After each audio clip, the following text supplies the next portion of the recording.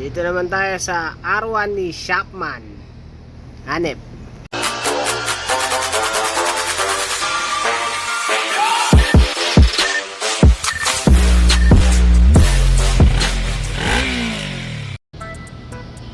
So ayun, nagkaroon ako ng issue na pagka nagpagas ako, kaya umikot ako, medyo minute na yung makina, tapos pagka pinatay mo, tapos start mo ulit, putya, lobat na.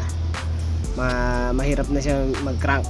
Sinisip ko, putya, kaka-rebuild ko lang ng makina, baka ano to eh, baka sigunyal o ano, o bearing na problema, o pistons. Pero tiwala naman ako kasi maayos talaga yung makina nito. Tapos nung chinek yung battery, yun, pucha, sa battery pala yung problema. Eto, nakakuha ako ng lithium battery. Mas mura siya kaysa sa mga branded na ano, yung mga sikat na brand. Tapos ito, papakita ko mga 1 week na mahigit kung hindi pinapandar to eh.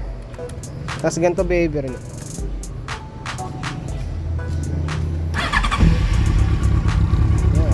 Bilis nung pag-crank.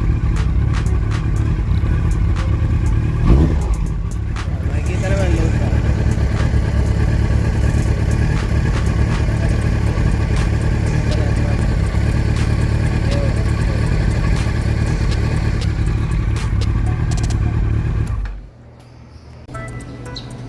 So ito yung battery na ginamit ko. Ayan.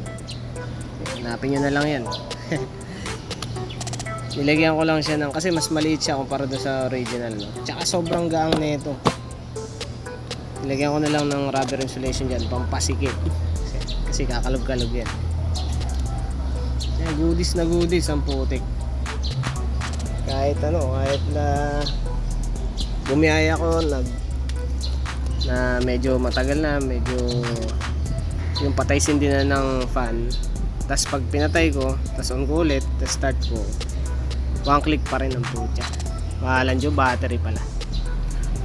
Ayun, baka may mga senaryo sa inyong gano'n. Kasi minsan, pinagdududaan na agad yung, ano eh, yung sigunyal o yung Conrad eh. Ayun, pwedeng battery talaga eh. Pwedeng hindi battery, battery. Kaya maigi siguro kung ano, kung duda kayo, try nyo magpalit muna ng battery. Manghiram kayo ng medyo healthy na battery. O kaya mas maigi, bumili kayo. Kung duda na kayo, mga taon na yung, siguro mga 1 taon mahigit na yung battery nyo, try nyo bumili ng bagong battery. Tapos i-test nyo na ganun. Yeah, init. Oo nga pala, dahil nga pala lithium yung battery natin, kailangan natin ng charger para sa kanya, no? Kasi bihira ako gamitin, baka malobat. Ang normal behavior kasi ng battery, talaga nagdi-discharge siya kahit di mo gamitin. Lalo pag mainit panahon, malakas siya mag-discharge. So itong nabili ko, meron siyang option na lead acid tsaka lithium. Pipindutin lang yung mode para lumipat. Kasi saksak nyo lang yan. Tapos ito yung pwede mong ilagay sa battery mismo. Lagay mo dun. Tapos may abang na siya na may port. Meron siyang port na ganyan. Yan. Para kung mag-charge ka, hindi ka na magta-tap na ito. Hindi ka na magbubukas ng upuan, pwede nang dito. Pwede dito mo ilusot yung port. Ito pala. Yung port. Para ito na may itutusok mo. Mahuhugot naman yan. Ayan, mahuhugot naman yan. Ay, mahuhugot. Masikip eh. Ayan, mahuhugot naman yan. Para diretso mo lang sasaksak. Saksak to sa outlet. Tapos to, saksak mo din. Hindi ka na babaklas na ito. Kasi kailangan pa ng baklas yung tornilyo na ito para ma-access yung battery. Ayan, pwede na ilusot dito na lang. Makita ko. Pakita nga natin nga ni. Buksan tong rear pillion. Plastic ako dito pang ano. Original na plaka, siyempre. Pwede ko ilagay lang dyan yung wire o yung access port. Shoutout nga pala kay Bay nito, sa aking mahusay na tattoo artist. Ayun, yun lang naman, ma-share ko. Pakita ko lang, ayan, naka-lead acid siya ngayon. I-press mo lang yung mode, lilipat siya sa lithium ion phosphate.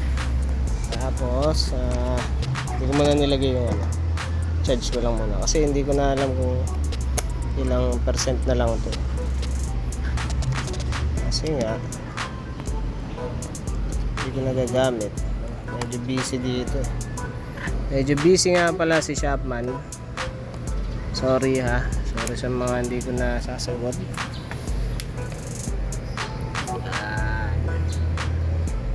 Sa 50 to 100%, so medyo mataas pa siya, kaya ang lakas niya pa mag-crank. Medyo marami tayong nasikaso. May dumating na R6, yung R6 ko dati medyo hindi nila nagamit, natambak. Wala nang mga preno, ayaw na rin mag-start. Nakalancho. Anong CBR 400, pakita ko yung CBR 400 na inasikaso. Binalot ko lang kasi hindi pa naka-set yung clutch cover, kasi kailangan ko ulit i-repaint. Pangit eh, may mga bumukbok yung makina niyan, pinturado pati headers. Medyo matagal na nga. Marami pang motor, saka na sila, unti-unti lang. Unti lang tayo guys. Kasi baka may mga makatulong. Oo nga pala yung lithium, hindi yata siya maganda sa FI, kasi sinubukan ko sa Duke 390 ko noon. Kutya, hindi niya kayang i-crank. Namamatay. Ewan ko, baka sira yung isa kong battery, pero hindi maganda eh.